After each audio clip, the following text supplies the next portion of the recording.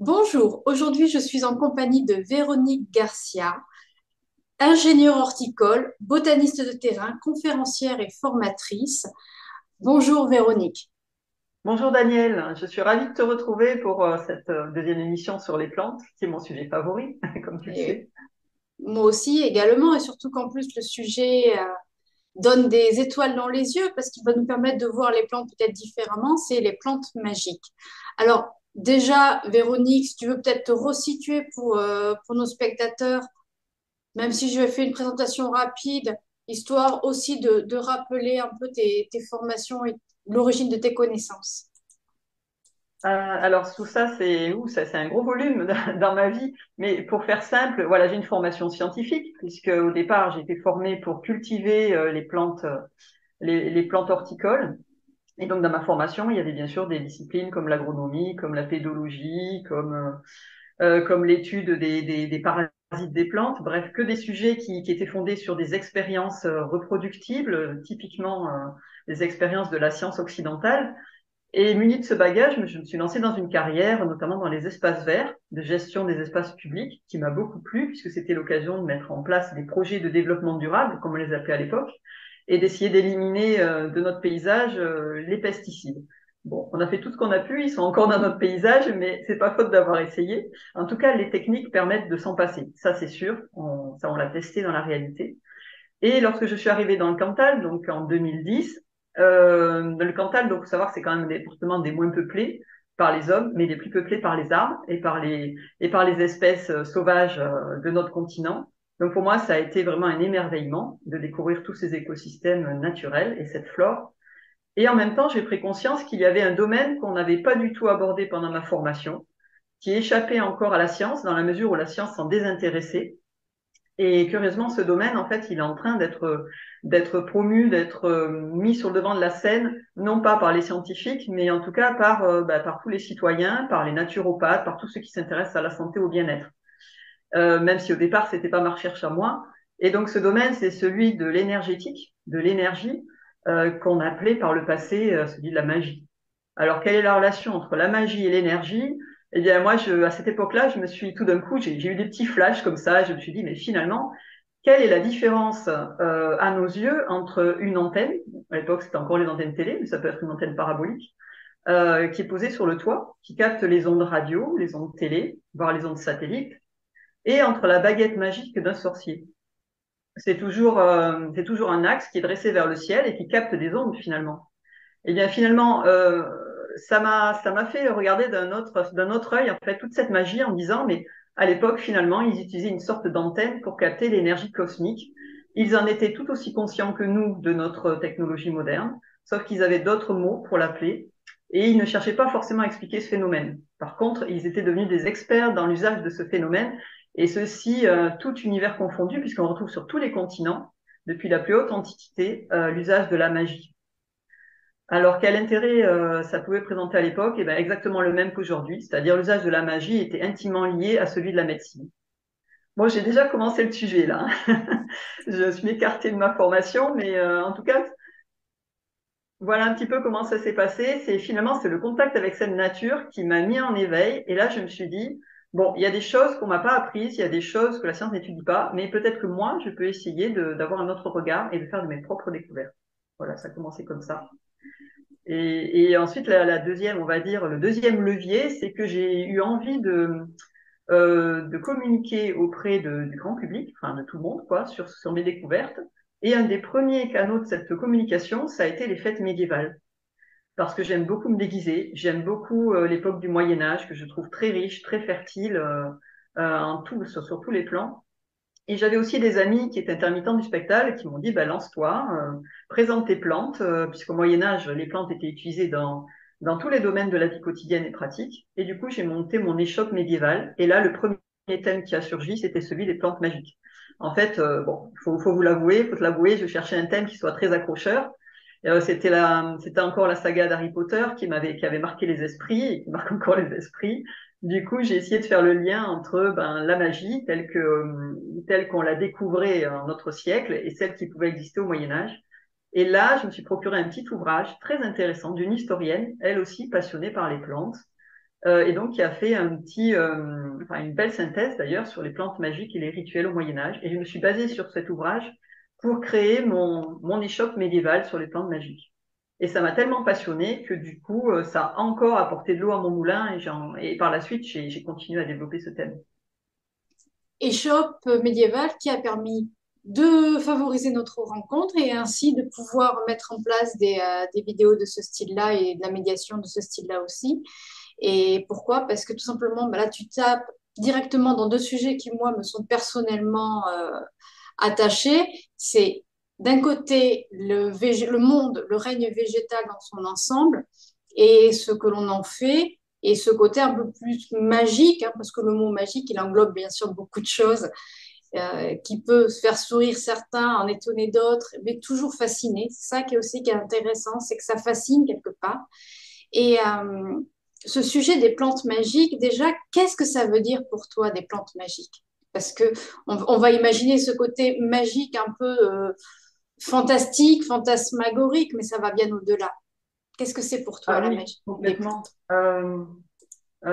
Pour moi, la magie, c'est l'émerveillement devant la puissance de la nature.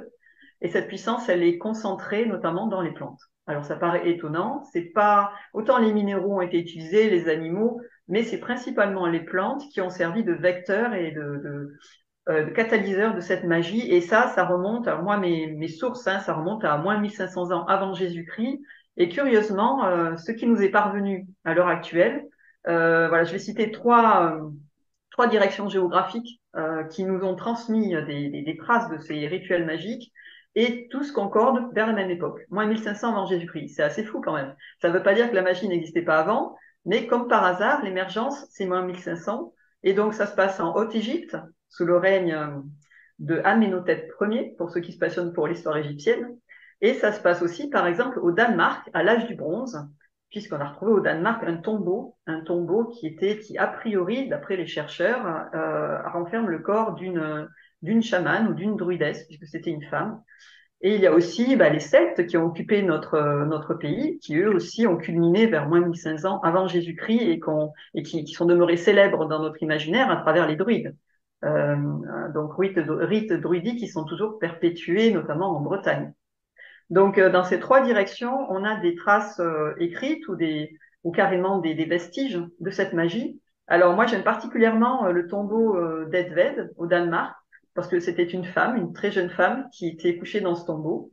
Et on a retrouvé à côté d'elle une achillée millefeuille. Donc, l'achillée millefeuille, c'est une plante sacrée très ancienne, magique, qu'on retrouve notamment en Grèce, puisque c'est de là qu'elle tire son nom, d'Aquilée. Donc, puisque la Grèce aussi faisait partie donc de ces grandes civilisations qui utilisaient la magie.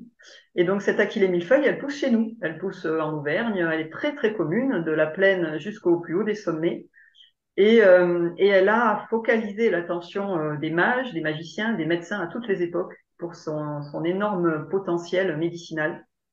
Donc cette Aquilée millefeuille qui servait au rite magique, on la retrouve au Danemark. Dans l'Antiquité, il y a un papyrus qui rassemble tout, enfin, qui focalise l'attention, c'est le papyrus Ebers. Alors Ebers, c'est le nom du monsieur qui l'a racheté en Égypte, qui a réussi à le découvrir et à le transmettre donc à Paris pour son étude. Et donc ce papyrus Ebers, il détaille des rituels magiques pour soigner les malades, qui étaient utilisés pour soigner les malades. Euh, voilà, donc ça, c'est des traces tangibles sur lesquelles on peut s'appuyer. Alors, pour revenir à notre civilisation, on dit que notre civilisation, elle découle de la Rome antique et de la Grèce. Moi, je dirais qu'elle découle des Gaulois aussi, mais les Gaulois n'ont pas laissé beaucoup de traces écrites, donc je vais repartir vers la Grèce. Donc, pour l'Achille millefeuille, par exemple, cette fameuse fleur aurait été donnée par la déesse Vénus au héros de la guerre de Troie qu'on nomme Achille. Voilà, pour soigner justement les blessés, les blessures qu'il réalisait lui-même pendant les batailles. Donc, Achille était le chouchou de la déesse Vénus, mais à un moment donné, elle lui a dit, non, tu tues vraiment beaucoup de monde, il y en a certains que moi je veux sauver. Donc, elle lui a donné l'ordre d'utiliser cette plante pour guérir les blessures. Et là, on voit arriver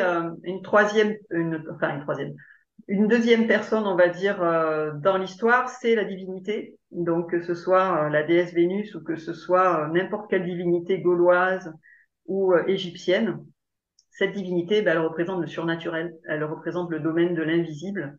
Et ça, c'est ce qui manque un petit peu à notre regard actuel. Là, on a le regard porté sur l'énergétique, sur l'énergie des plantes notamment, mais on oublie le domaine de l'invisible et du surnaturel, tout simplement parce que, voilà, depuis la laïcité, on refuse toute idée de spiritualité, en tout cas en science, dans le domaine scientifique. Mais il faut bien voir que ce domaine du surnaturel, il a été invoqué depuis des millénaires en rapport avec l'usage des plantes dans des rituels médicinaux qui faisaient appel à l'énergie des plantes. Et puis il y a un troisième partenaire aussi, c'est le médecin qui à l'époque était appelé mage, mage qui a donné magicien. C'était aussi le sorcier, mais le sorcier dans son acceptation noble du terme. Eh bien, ce mage, en fait, il a plusieurs casquettes. Il est aussi l'astrologue. Il est donc celui qui dialogue avec les dieux, avec le surnaturel, et il est celui qui soigne. Donc, c'est pas juste quelqu'un qui agite une baguette magique. Il a un réel savoir et un savoir fondamental sur lequel, qui va fonder notre médecine actuelle quand même. Donc voilà, moi je trouve que c'est un domaine qui est particulièrement vaste en fait et qui nous ouvre les yeux sur des pratiques qui peuvent nous apporter beaucoup dans notre médecine actuelle. Oui, en plus des pratiques qui sont reconnues, ancestrales, qui sont avérées, hein, qui ont démontré leurs preuves au cours des siècles dans les différentes pratiques. On peut voir aussi que dans l'accompagnement médicinal de la plante, il y a tout un rituel, comme tu l'expliquais aussi. Donc, ce rituel va favoriser également ce qu'on va appeler l'intention mise dans la plante et dans la démarche derrière. Tout ça, c'est vraiment le côté, ce qu'on appelle holistique, c'est-à-dire on englobe toutes les propriétés dans ces recherches-là et ça permet une interaction différente. Historiquement, toi qui as creusé le sujet, quelles étaient les différentes fonctions, peut-être en fonction des grandes maladies ou en fonction de grandes épidémies ou des guérisons de guerre, quelles étaient les grandes fonctions des grandes familles de plantes? Est-ce que tu as eu le regard dessus ou pas? Alors oui, il y a des domaines qui avaient des domaines, on va dire, de plantes de phytothérapie qui avaient une plus grande importance à l'époque que de nos jours, pour resituer ça dans le contexte et dans le mode de vie de nos aïeux. Par exemple, donc je citais l'aquil et millefeuille, mais toutes les plantes vulnéraires, c'est-à-dire vulnéraires, ça a un rapport avec le mot invulnérable de la racine latine qui veut dire blessé. Vulnérare, c'est blessé. Donc, faut qu'on se resitue dans un contexte où les gens vivaient à 95% dehors, dans la campagne, avec des métiers manuels, avec des outils contondants, comme dirait Sherlock Holmes, des outils avec lesquels on se blessait. Donc, les charpentiers, les charrons, les militaires, hein, beaucoup de militaires, les guerriers à l'époque de l'Antiquité. Donc, ils étaient constamment en train de se blesser, parfois avec des blessures très graves. Et donc, ils utilisaient ces plantes dites vulnéraires, qui en fait sont des plantes hémostatiques, qui arrête le sang, qui arrête l'écoulement du sang, pardon, voire anti-hémorragique pour arrêter l'écoulement du sang déjà, et ensuite pour la cicatrisation. Il y a beaucoup de ces plantes qui ont aussi des propriétés antiseptiques et voire antibiotiques. Donc bien utilisées en ayant le savoir des guérisseurs, enfin des guérisseurs des médecins, on va dire, et des femmes médecins, parce qu'il y en avait beaucoup à l'époque, eh bien, on pouvait se soigner relativement facilement. Et il semblerait aussi que chaque corps de métier avait attribué, enfin, s'était attribué une plante en particulier et l'emporter avec lui pour l'avoir sous la main. Alors, par exemple, il y a la plante des charpentiers, l'herbe au charpentier, qui était séchée, qui était portée par le charpentier dans une petite bourse, dans une poche, enfin, dans sa ceinture. Et lorsqu'il se blessait, il pouvait donc faire une infusion de cette plante, une lotion, et qui lui permettait donc de cicatriser sa plaie et d'arrêter le sang. L'herbe charpentière en particulier, elle a cette propriété d'ôter les échardes. Alors, on se rend pas trop compte, mais en charpenterie, c'est pas des petites échardes, hein, ça peut être des gros morceaux de bois qui se fichent dans la peau. Et donc, cette plante a la propriété de ramollir les chairs et de pouvoir extirper cette écharde. Et voilà, c'est un exemple. Et donc, c'est des plantes vraiment très importantes. L'Achillée millefeuille a en plus cette importance supplémentaire elle a aussi un effet interne sur la circulation du sang. Et elle traite jusqu'à la moelle osseuse qui produit les cellules sanguines. Donc c'est quand même assez extraordinaire pour que ça ait marqué complètement la vision médicale de l'époque et, euh, et que ces plantes soient devenues sacrées dans beaucoup de sociétés du Moyen Âge. Et je voulais vous dire autre chose aussi. Oui, alors un deuxième domaine aussi de plantes médicinales magiques, c'est celui dédié aux femmes, puisque donc on est à une époque où la mortalité des femmes en couche, c'est-à-dire en train d'enfanter, est très élevée. Et donc lorsque ça se passe pas bien, eh bien ça peut arriver à des drames. Et il y a beaucoup d'orphelins à cette époque suite à des femmes qui meurent en train d'enfanter. Et donc il y a toute une série de plantes qui sont placées d'ailleurs sous la protection d'une déesse qui n'est pas Vénus, mais qui est Artémis, la déesse de la chasse. Parce que la déesse de la chasse, elle protège les vierges et notamment les femmes, on va dire, innocentes et surtout vulnérables, enfin faibles, fragilisées. Et donc ces plantes, elles comptent par exemple la verveine. Alors là, c'est un mauvais exemple parce que la verveine, elle est dédiée à Vénus. Mais elle compte la verveine. Par contre, Artémis, elle a dédié son nom à une plante qui s'appelle l'armoise, par exemple. Voilà. Donc la verveine, l'armoise sont des plantes typiquement féminines et qui permettent donc aux femmes, eh ben, par exemple pour la verveine, d'enfanter plus facilement. On reconnaît de nos jours l'usage des feuilles de framboisier pour faciliter l'accouchement avec le relâchement de l'utérus. Et bien voilà, c'était toutes ces plantes-là qui étaient utilisées. Ça marchait pas toujours, mais il faut voir aussi dans quelles conditions elles étaient utilisées, hein, pas toujours de manière très pratique, hein, puisque à l'époque on n'enfantait pas toujours dans un hôpital, ni même chez soi. Et ça peut être sur la route, ça peut être en pleine guerre. Donc voilà, ça, il y a plein d'éléments qui rentrent en compte. Donc les plantes pour les blessures, les plantes pour les femmes, et puis bon, il y en a plein d'autres. On va dire un petit peu plus subtiles. Les plantes aussi pour tout ce qui est psychologique, dommages psychologiques ou nerveux. Mais à l'époque, on n'appelle pas ça comme ça. Là, on rentre carrément dans le domaine de l'exorcisme, puisque donc les phénomènes d'hystérie et de troubles et de déséquilibre nerveux sont considérés comme étant provoqués par les esprits démoniaques. Voilà, donc là, on est vraiment dans la magie pure et dure, mais on constate, par exemple, avec l'usage du millepertuis, qui est l'herbe de l'exorciste, que le rituel propose donc de faire boire une tisane de millepertuis au possédé, à la personne qui est possédée, et de réaliser un rituel magique aussi pour chasser le démon qu'il possède.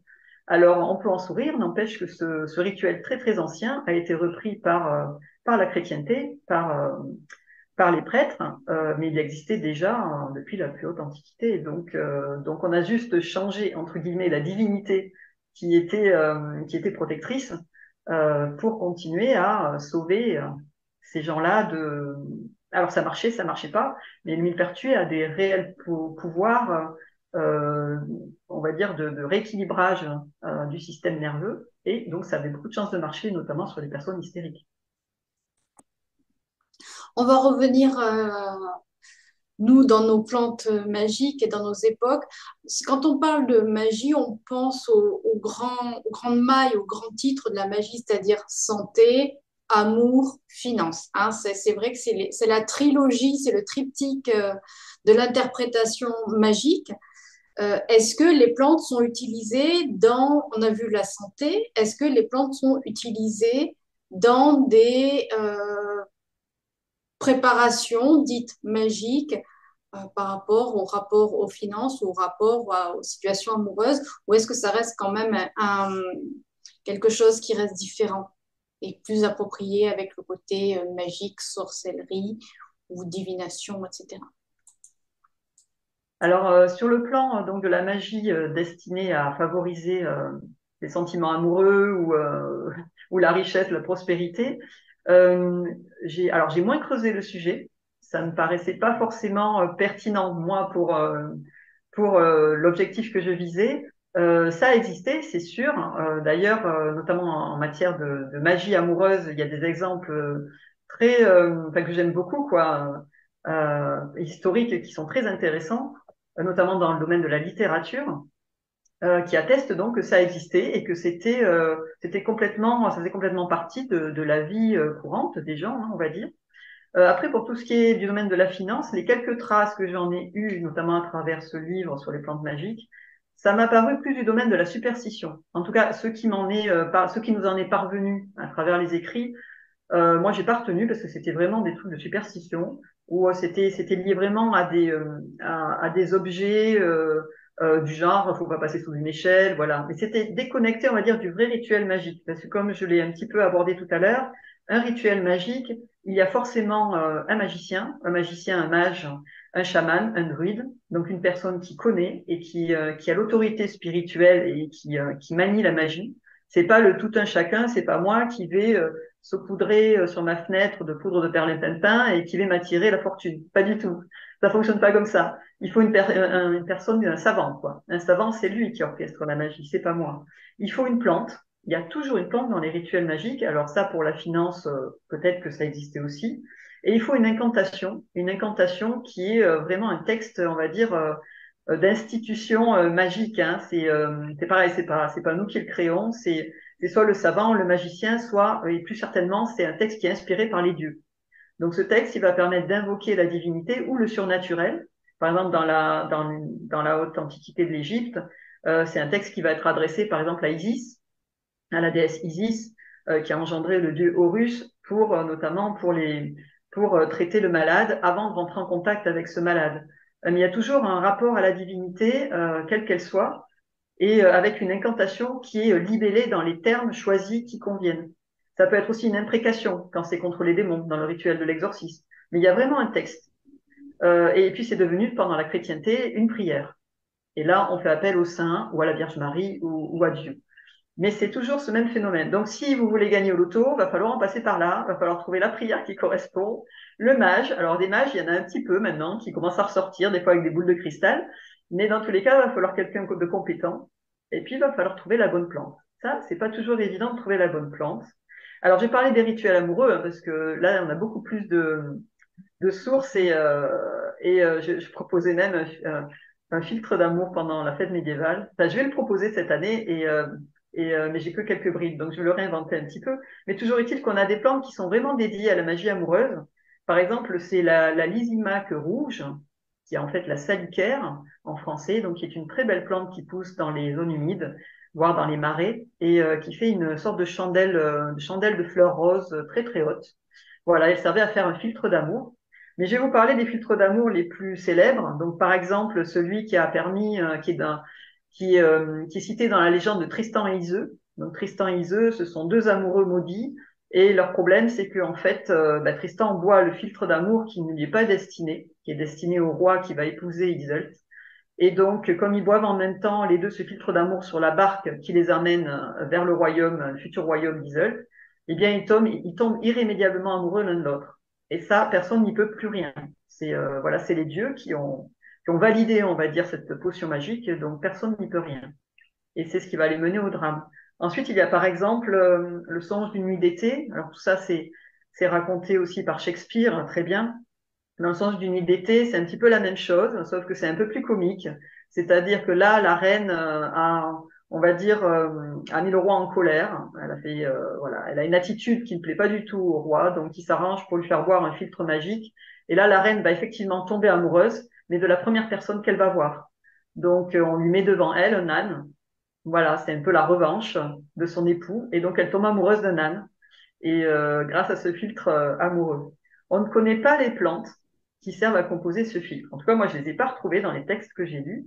On a un petit peu plus de précision pour un autre filtre, mais qui n'est pas amoureux. Mais c'est une potion magique que je vous conseille d'essayer parce que c'est assez drôle. C'est dans l'Odyssée, donc quand Ulysse rencontre Circé la sorcière et qu'elle lui propose de boire la potion magique qui va le transformer en pourceau, donc en cochon. Et là, par contre, la description de la plante est plus précise et certains auteurs ont avancé le nom d'une espèce. Voilà. C'est, euh, voilà, il faut se méfier un peu des filtres qu'on vous propose parce que même s'ils sont censés être amoureux, peut-être que ça va vous faire des drôles de choses et vous n'allez pas forcément tomber amoureux de la personne que vous voulez. Voilà, et puis il y a d'autres plantes magiques. Moi, il y en a une que j'aime bien aussi, c'est la fougère, qui est une plante magique qui intervient dans pas mal de rituels. Et selon Shakespeare, les graines de fougère, qui ne sont pas des graines, qui sont des spores, mais à l'époque on appelait ça des graines, permettent de devenir invisibles. Voilà, donc si vous voulez essayer. Simplement, pour tous ces filtres, toutes ces plantes, il faut les préparer et les boire pendant certaines nuits ou certains jours, mais c'est plutôt utilisé en la nuit. Et notamment, la plupart un pouvoir qui est décuplé pendant les solstices. Donc nous, on est particulièrement, enfin on connaît particulièrement, on va dire, les herbes de la Saint-Jean dans notre culture occidentale, puisqu'on a gardé les rituels des feux de la Saint-Jean, par exemple. Mais il y a aussi des plantes dont on se doute moins, mais qu'on utilise nous-mêmes, enfin, encore aujourd'hui, sans savoir qu'elles sont magiques. Par exemple, le dernier solstice, c'était le solstice d'hiver, et je suppose que peut-être toi, Daniel, moi en tout cas je l'ai fait, et la plupart des gens ont certainement mis du hou sur leur porte. Voilà, le hou est une plante magique et sacrée qui permet d'éloigner les démons et les malfaisants. Et il était effectivement accroché à la porte la nuit du 21 décembre pour se protéger. Et puis, je peux en citer une autre que j'aime beaucoup aussi, à travers un usage qui est toujours perpétué, en tout cas dans les campagnes, c'est le genévrier, plante magique par excellence. Je ne sais pas si tu as déjà vu à l'entrée des maisons ou à l'entrée des fermes un genévrier qui a été décoré avec des rubans, avec des fleurs en papier, etc. Le jour du mariage, là, ça signifie qu'il y a donc un mariage dans la maison qui est en train de se produire. Ben, le genévrier, c'est une plante magique qui est elle aussi censée, alors pour le coup, protéger contre les mauvais esprits, mais assurer aussi la fécondité, la prospérité. Donc là, on se rapproche un peu plus de la loterie. Euh, et mais c'était pas juste sous ce terme-là, c'était plutôt en matière de prospérité, de fécondité à cette époque-là. Pour revenir aux plantes, quels sont, selon toi, dans ce que tu as déjà observé, les rituels, si rituels il y a, à mettre en place pour pouvoir être dans la récolte ou le ramassage? Il y a aussi l'interprétation du mot, de quel mot on va utiliser pour finalement effectuer cette tâche. Donc c'est ça, c'est dans toutes les démarches que toi tu as effectuées de recherche historique et dans ta pratique à toi, qu'est-ce que tu pourrais conseiller ou décrire comme rituel d'approche à la cueillette et à la manipulation de plantes à des fins de soins ou une démarche magique? Alors là, je vais vous parler d'un rituel donc qui est décrit par Madame Bilimoff, hein, l'auteur des plantes magiques sur lequel je me suis basée.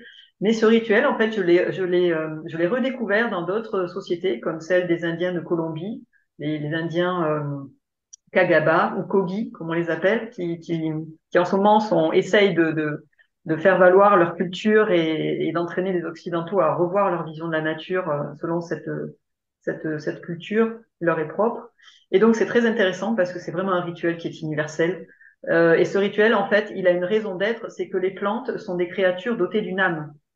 Et ça, dans toutes les sociétés, les peuples racines, les sociétés qui sont connectées à la nature, les plantes ne sont pas des objets. Même d'ailleurs, même les pierres ont une âme. Mais bon, les plantes sont encore plus particulières puisqu'elles servent au rituel magique. Les plantes ont une âme et de ce fait, elles peuvent être soit bénéfiques, soit maléfiques. Là, ça se rapproche de ce qu'on appelle la magie blanche ou la magie noire. Et bien, tout simplement, certaines plantes peuvent être utilisées à mauvais escient. Donc, il va falloir s'adresser à la plante pour lui demander d'intervenir selon les modalités que l'on souhaite, c'est-à-dire dans le cas d'une guérison, eh bien pour guérir telle ou telle maladie et telle ou telle personne, de manière à être sûr qu'elle va agir dans le bon sens, cette plante. Donc on s'adresse à elle comme à une vraie personne et on va lui indiquer l'usage qu'on souhaite en faire. Et ça, c'est un rituel qui est attesté par Sainte Hildegarde von Bingen elle-même, qui est une grande personnalité, un grand personnage du Moyen Âge, puisque c'est un des premiers médecins qui a eu un retentissement au niveau de toute l'Europe hein, par ses découvertes. C'est à la fois un médecin, une mystique et donc et aussi une artiste. Et alors là, je vais vous citer quand même une des paroles une citation de Sainte Hildegarde lorsqu'elle cueille une plante pour un usage médicinal. Donc, elle s'adresse à la plante en ces termes. Je coupe ta verdeur pour que tu purifies toutes les humeurs qui entraînent l'homme sur des chemins d'erreur et d'injustice. Alors, ça va beaucoup plus loin que le simple soin physique, hein, la guérison organique. C'est aussi une guérison de l'âme du malade lui-même. Donc là, on est quand même. Moi, je me suis rendu compte que le Moyen Âge était quand même une période très ouverte sur la dimension humaine, puisque on s'intéresse pas simplement à l'aspect matériel et terrestre, de l'homme, on s'intéresse aussi à son âme et pas que la version péché, on va dire se repentir, etc. Non, non, l'âme dans la mesure où elle doit s'élever pour pouvoir guérir le corps, en fait. Voilà, c'est la relation entre l'âme et le corps qui est mise en évidence. Voilà, donc ça va très loin, mais en même temps, c'est très holistique. Parce qu'on le sait maintenant, les maladies psychosomatiques, c'est aussi des maladies de l'âme, ou en tout cas du psychisme. Bon, on n'a pas encore réussi à localiser l'âme, donc on ne sait pas encore trop bien la définir, mais toujours est-il qu'au Moyen-Âge, on s'en préoccupait beaucoup. Et donc, on s'adresse à la plante, on lui demande d'agir dans le bon sens, et surtout, on l'accueille à un moment qui est stratégique, un moment où elle reçoit le maximum d'influence énergétique des astres qui la commandent. Alors, quand je parle des astres, c'est les planètes, hein, pas le désastre. Les planètes, les constellations.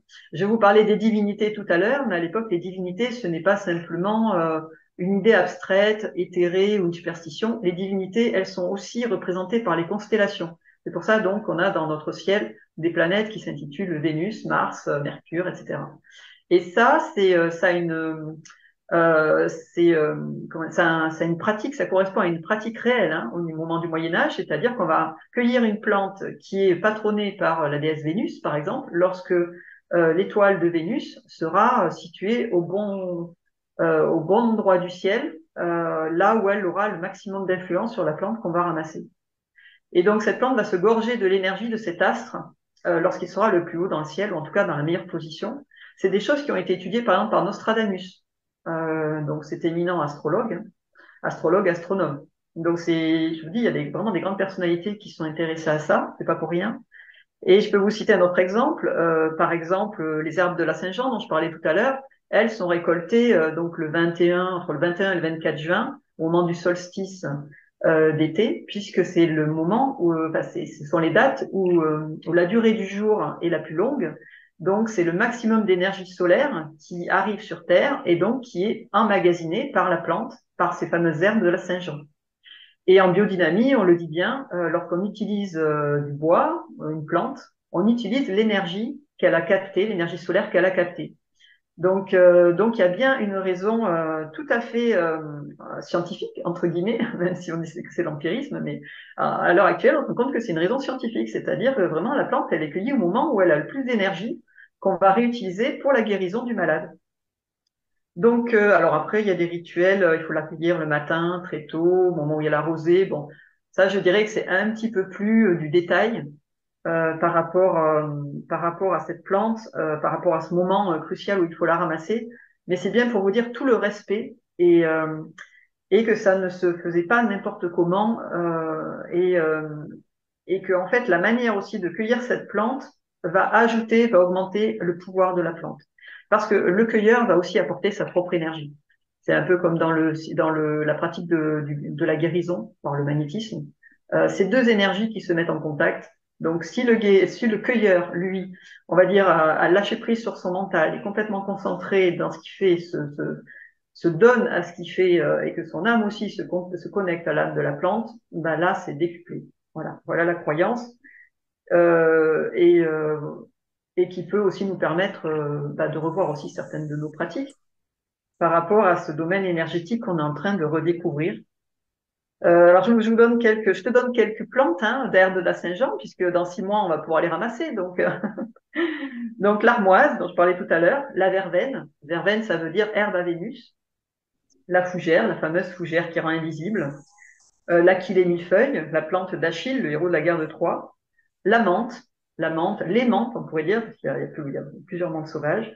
Le fenouil et le mélilo. Alors le mélilo, c'est une plante assez extraordinaire puisque les magiciens égyptiens l'utilisaient pour ressusciter les morts. Mais on ne sait pas encore comment ils faisaient. Donc pour vous dire à quel point cette plante, elle aussi, a une réputation et un passé magique d'envergure. Donc voilà pour un rituel de cueillette qui est essentiel pour exercer la magie des plantes. Euh, voilà, je pourrais vous en dire un petit peu plus sur certaines plantes si tu le souhaites, mais sinon, grosso modo, c'est vraiment l'essentiel. Par rapport à cette récupération, à ce ramassage des plantes dans ces rituels, on voit, ça rejoint ce que tu disais tout à l'heure, ce côté antenne que peut avoir le végétal par rapport aux captations des énergies cosmiques et des énergies qui nous entourent. Et il y a aussi l'énergie de l'intention de la personne qui va la ramasser, qui va accueillir la plante.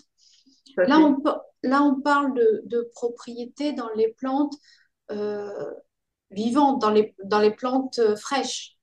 Mhm. Qu'en est-il de ces propriétés magiques dans des plantes sèches? Est-il conseillé ou pas de les sécher ou doit-on exclusivement les utiliser fraîches? Oh, alors là, on rentre vraiment dans la pratique médicale pointue. Sur le plan magique, je n'en sais rien. Enfin, je n'en sais rien, je réfléchis. Elles étaient utilisées fraîches. Sur le plan de l'herboristerie, qui est quand même, voilà, là, qui est une tradition très ancienne et qui dérive aussi de la magie, on peut dire que beaucoup d'herboristes s'accordent pour dire que les plantes fraîches sont plus puissantes que les plantes sèches. Ceci étant, il y a des plantes qu'il ne faut pas utiliser fraîches parce qu'elles contiennent des substances toxiques. Et ces substances toxiques se dégradent au séchage. Et ça, c'est spécifié dans les ouvrages d'herboristerie. Alors ces connaissances sont très très anciennes, hein, elles remontent à l'Antiquité. Donc elles ont été testées, elles ont été validées et perpétuées dans ce sens-là. Ce serait idiot de les remettre en question, sous peine peut-être de graves problèmes de santé. Ce qui est sûr et ce qui est admirable, moi j'ai découvert ça justement pendant mes études quand j'étais encore étudiante. On s'en rend pas compte à l'heure actuelle, mais ça a été une grande découverte. Je crois que c'est au XVIe siècle, j'ai plus la date précise en tête, mais la découverte de l'herbier, par exemple. Vous savez, l'herbier, tu sais, l'herbier, c'est un recueil de plantes sèches hein, qui sert à l'identification des espèces. Et ces herbiers, ils ont été constitués pendant des centaines d'années et ils représentent un élément du patrimoine scientifique énorme, hein, puisqu'ils sont conservés au Muséum d'histoire naturelle à Paris. Certains ont 200, 300 ans. Bref, ces herbiers, en fait, comment on les utilise? Eh bien, tout simplement comme on fait avec une tisane. C'est-à-dire que ces plantes sèches qui sont soigneusement étiquetées et conservées dans un gros registre, on les décolle délicatement. Elles sont retenues par des petits bouts de papier collé. On les décolle délicatement et on les trempe dans de l'eau chaude. Et là, exactement comme on le fait d'une tisane. Et là, tu te rends compte de quoi quand tu fais ta tisane, Daniel? La plante que tu as mis dans la tisane qui était sèche, elle devient comment quand tu as infusé ta tisane et puis tu la sors pour la mettre au compost? Mais elle a repris un petit peu plus de forme, elle a pris plus de volume, elle s'est gorgée d'eau, tout simplement. Et La elle n'est plus plante cassante. sèche. Elle est Oui, complètement, elle a et retrouvé complètement sa texture et sa solidité, sa résistance. Alors tu referas le test avec une tisane de tilleul si tu veux ou hmm, d'armoise. Eh bien, ce qui est fou, c'est que la plante retrouve sa solidité, sa plasticité. Autant elle est fragile quand elle est sèche, autant elle le retrouve, c'est comme si elle redevenait vivante. Et ça, c'est une caractéristique absolument incroyable dans le règne du vivant. Euh, on n'a pas essayé sur un animal, mais si on fait sécher une sauterelle, par exemple, moi j'ai souvent trouvé des insectes morts, et qu'on les replonge dans l'eau, je ne suis pas sûre qu'ils retrouvent cette texture qu'ils avaient dans leur vivant. ça Alors que donne les pas plantes, forcément envie, hein. ouais, Ça a un côté assez morbide de vouloir redynamiser finalement un organisme qui n'est plus. C'est vrai que dans l'exemple de la sauterelle, les moucherons qui sont collés sur le pare-brise, une fois qu'ils sont secs, ouais. ils sont secs, quoi. Après, ça Ben, la reste plante, non, aussi. elle est capable de retrouver cette. Ouais. Et moi, ça, je trouve ça assez impressionnant quand même. Donc, alors elle n'est pas revitalisée, mais elle retrouve sa texture, ses capacités, ses caractéristiques du vivant. On peut la ressécher, on peut la remouiller, et il y a des herbiers comme ça qui sont utilisés depuis des centaines d'années. Mais Donc, tu pour te prenais dire, l'exemple, je te coupe, pardon, tu prenais l'exemple du oui, tilleul ou du thé, par exemple, du thé en vrac, hein, je ne parle pas du thé ouais, sachet, c'est pas pareil, mais on peut l'utiliser plusieurs fois aussi. tout à fait. C'est-à-dire que ces plantes dites sèches ont l'avantage, une fois qu'elles sont redynamisées, de pouvoir servir au moins deux à trois fois. Bon, après, elles perdent dans leur propriété, mais une fois qu'elles sont regonflées d'eau, réhydratées, elles vont se régénérer sur une courte période. Donc, c'est pas mal aussi. Eh bien, disons qu'une plante, c'est 90% d'eau, peut-être même 95% d'eau. Une plante herbacée, hein, on va pas parler des arbres, ils contiennent du bois, etc. Il y a même certaines plantes, comme les mousses, qui ont la propriété de reviviscence. Même des fougères, la petite fougère qu'on appelle la doradille, elle est capable de se dessécher complètement et de se réhydrater, et c'est une forme de reviviscence aussi. Donc les plantes n'ont pas fini de nous étonner et la frontière des fois entre le sec et le vivant, le mort et le vivant, elle est très fluide, on va dire, cette frontière. Après, il y a aussi sur le plan énergétique quelque chose qu'on peut rapprocher des plantes, c'est l'énergie de l'eau. Alors là, en ce moment, il y a alors là, je suis désolée, voilà, ça fait partie des imprévus.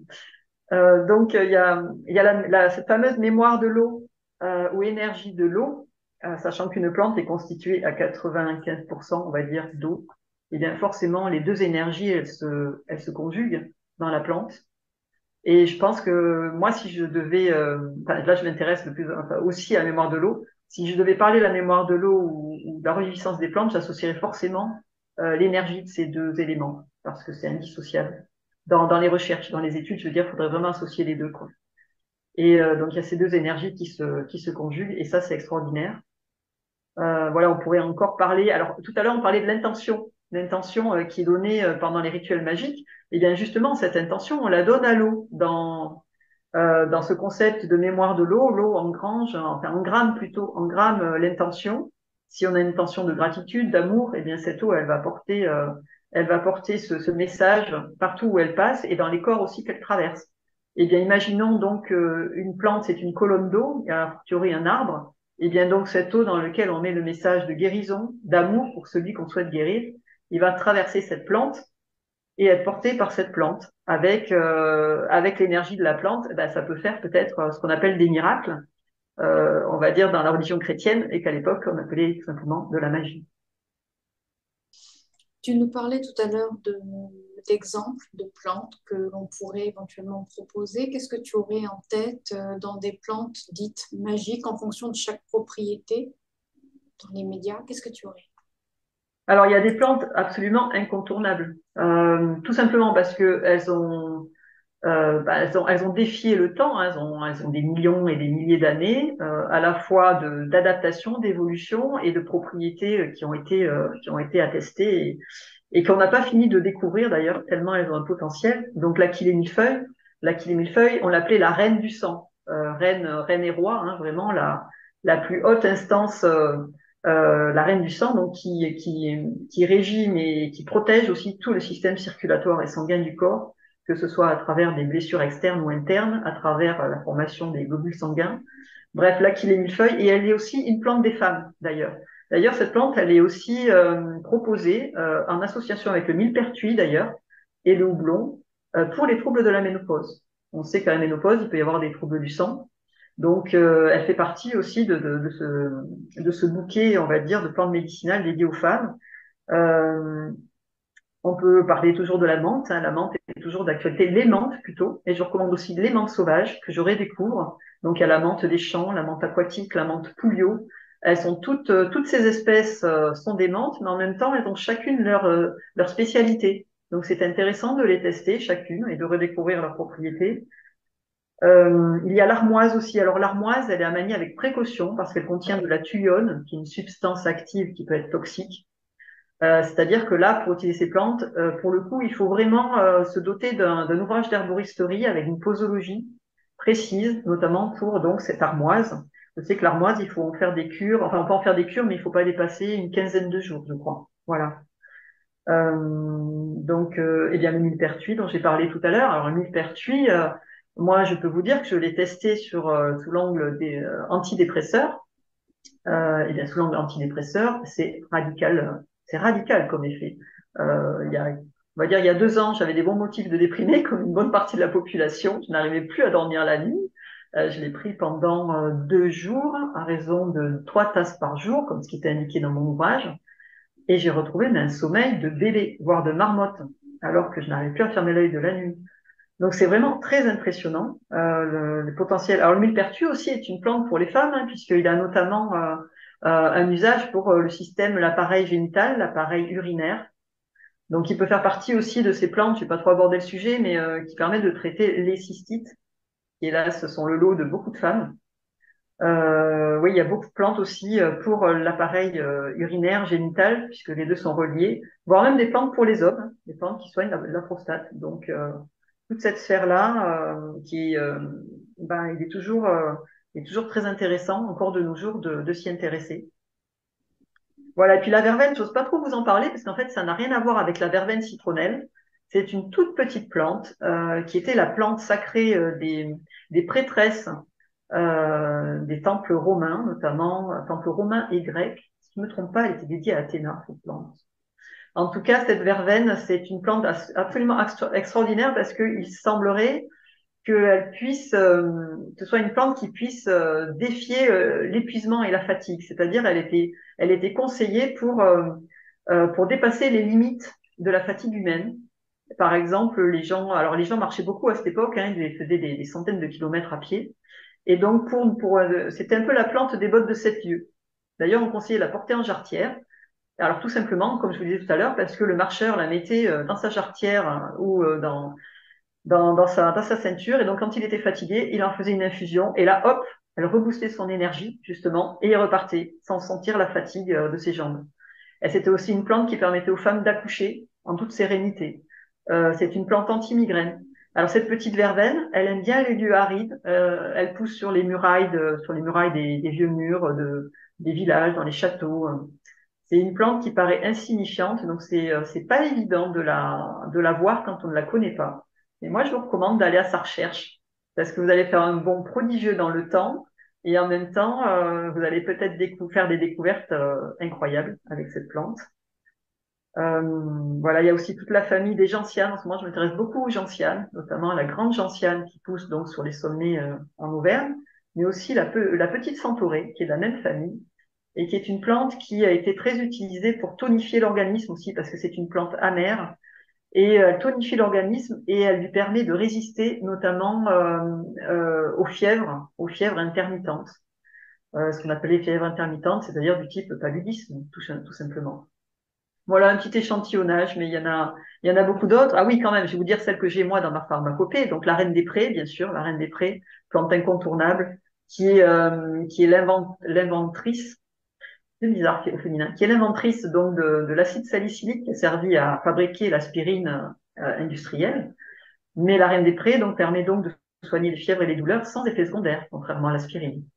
Voilà, c'est une très belle fleur qui pousse dans les lieux humides, la reine des prés. Et puis là, je redécouvre des plantes comme le sureau noir, bien sûr. Le sureau noir, qui, pareil, est doté de plein de propriétés, et notamment, pareil, contre les rhumes, les grippes, tout ce qui est viral, toutes les maladies virales divers. Voilà, moi, j'utilise pour ça. Notamment, j'utilisais avec succès l'année dernière contre une méchante grippe intestinale. Et le sureau noir m'a permis de m'en sortir victorieusement au bout de 24 heures. C'est quand même pas rien. Voilà, pour faire ce petit échantillonnage. J'invite chacun, au-delà de cet échantillonnage, à ne pas hésiter à ouvrir des livres d'herboristerie, de botanique, d'aller éventuellement sur ton site où également tu proposes des choses, hein. Il y a beaucoup de vidéos que tu as déjà proposées en amont au cours des années en arrière, où tu vas décrire beaucoup Oui, de plantes. Ceux qui le souhaitent peuvent également te contacter par le biais de ton site internet. Donc, je mettrai tous les liens en barre de description sous la vidéo. Euh, on pourrait en parler des heures, c'est certain. Je trouverai toujours des sujets sur lesquels te lancer.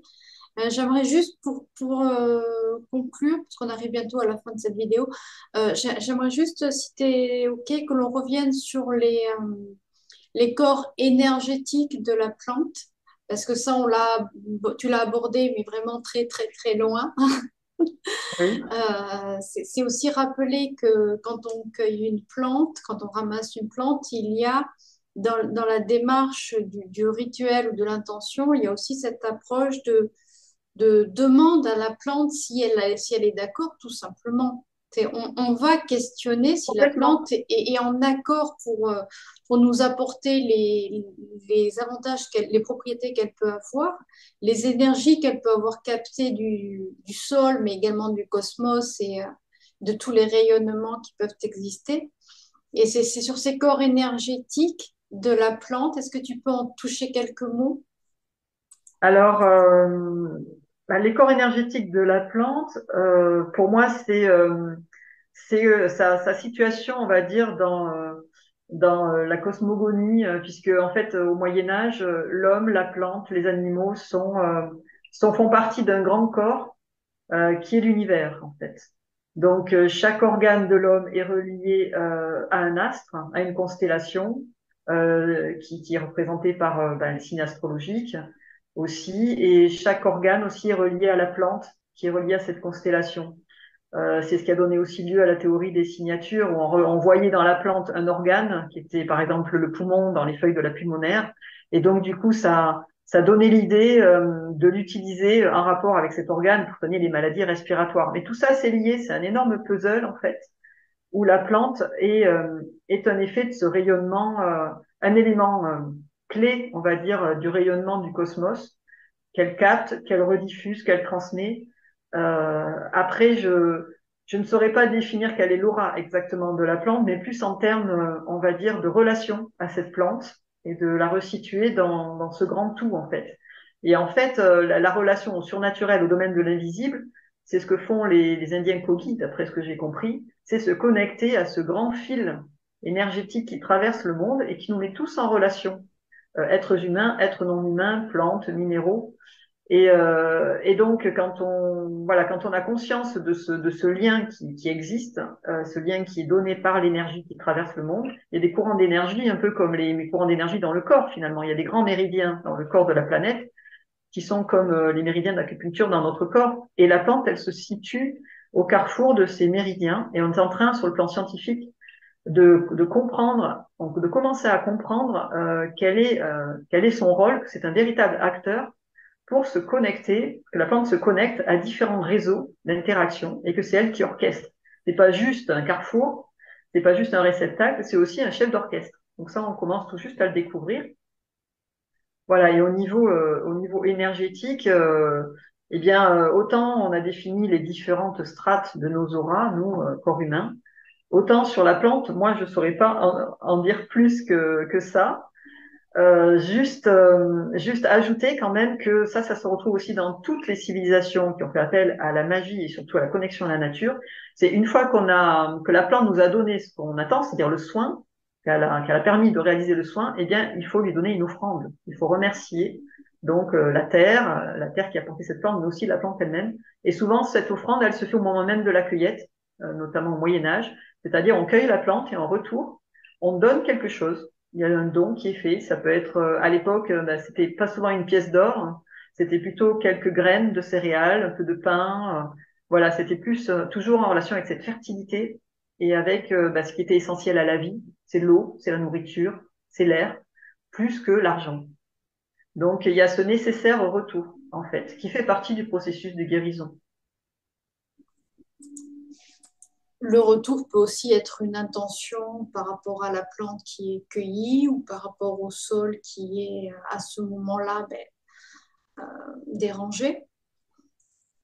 Chacun peut trouver finalement l'interaction à poser. Est-ce que tu dirais, selon toi, bien sûr, dans ce que j'entends, dans ce que tu me dis, dans ce que tu dis, est-ce que cueillir des plantes, des fleurs comme ça, un peu par brassée, mais sans raison apparente, je cueille, je fais mon bouquet, je jette mon bouquet, sans remercier finalement ou sans réelle intention, est-ce que ça serait ce qu'on peut appeler positif ou est-ce que ça serait négatif? Si on peut le mettre dans ce côté polarisant. Moi, je dirais que c'est un vestige de très anciennes traditions qui est resté ancré dans notre subconscient.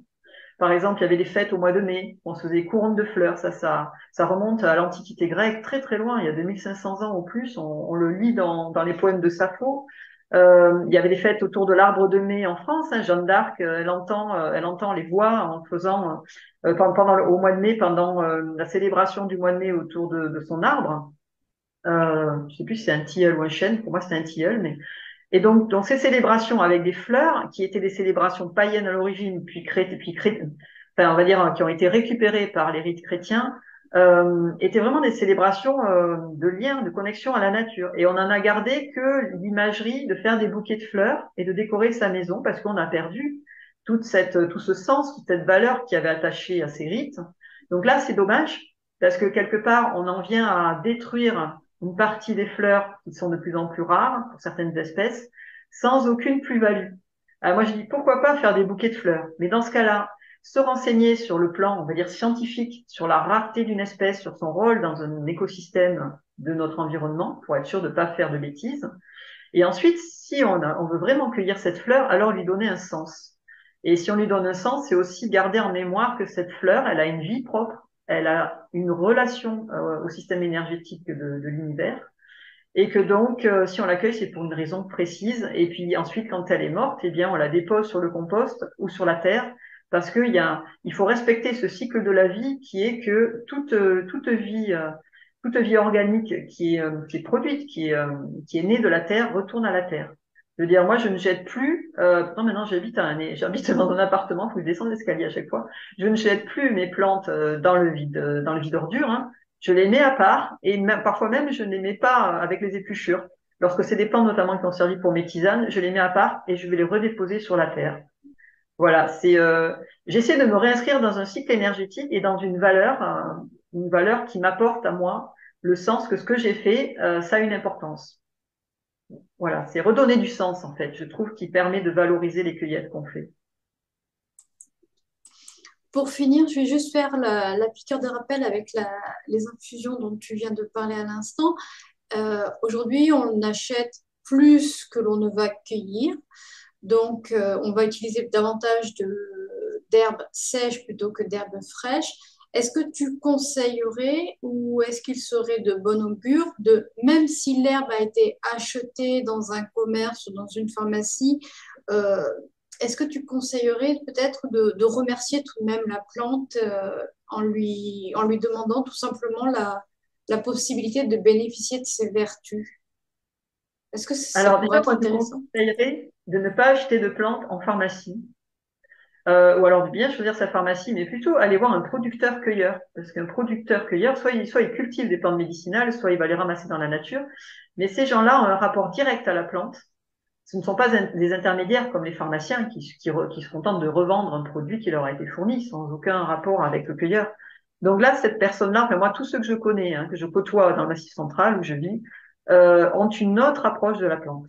Voilà, ils ont fait un parcours personnel, un cheminement de vie qui les a vraiment reconnectés à la nature de ces plantes. Donc c'est un peu comme un relais, quoi. On nous passe le relais à travers la plante de ce sens que le cueilleur a déjà mis dans sa récolte. Déjà, ça, c'est un point très avantageux. Ensuite, moi, je mets l'intention dans la tisane quand je la prépare. Voilà, je n'ai pas été à la cueillette, donc je ne peux pas mettre mon intention dans la cueillette. J'espère que le cueilleur l'a fait dans son âme, en forêt conscience, comme on dit. Et, et en même temps, par contre, moi, je mets mon intention quand je prépare ma tisane. Et en fonction de la plante que j'utilise et du trouble que j'essaie de résoudre, ben voilà, je mets mon intention et puis je remercie la plante pour la puissance qu'elle me transmet, la puissance de guérison qu'elle me transmet. Alors, est-ce que je reviens vers des rites païens? Je ne sais pas. Pour moi, je considère que moi aussi, j'ai une parcelle de cette énergie qui m'a été remise par la terre, hein. Et dans tous les cas, le fait de m'adresser à cette plante, même si je m'adresse de manière un peu virtuelle à cette plante, ça me renvoie à ma propre énergie. Voilà, c'est un peu un dialogue, hein, à mon fort intérieur à travers la plante. Je ne sais pas si la plante est capable, une fois qu'elle est dans ma tisane, de m'écouter. Par contre, ce qui est sûr, c'est que ce dialogue que j'enclenche à travers cette plante qui est dans ma tisane, me renvoie à moi-même. Et quelque part, j'essaie de stigmatiser un peu, de déclencher à moi-même une réaction physiologique, tout simplement. Du même ordre que l'homéopathie, hein, l'homéopathie, c'est utiliser l'énergie, hein, qu'on a mis dans ces petites billes de sucre. Donc j'essaie de mobiliser cette énergie en moi grâce à ce dialogue que j'entame avec ma plante à tisane. Voilà, c'est une piste comme une autre. Mais je redécouvre complètement ce système et pour ça, je me base sur ce qui a existé pendant des millénaires chez nous, donc en France, en Gaule, avant nous, à travers les Celtes, et aussi à travers les usages des peuples racines qui sont toujours vivants, quoi. Mais en tout cas, je te remercie infiniment, Véronique, de ce partage, de cette transmission euh, que tu continues à véhiculer par tes conférences, par tes formations. Et encore une fois, je le rappelle, je mets tous les liens en barre de description sous la vidéo pour ceux qui souhaiteraient prendre contact avec toi et avoir plus d'informations en direct.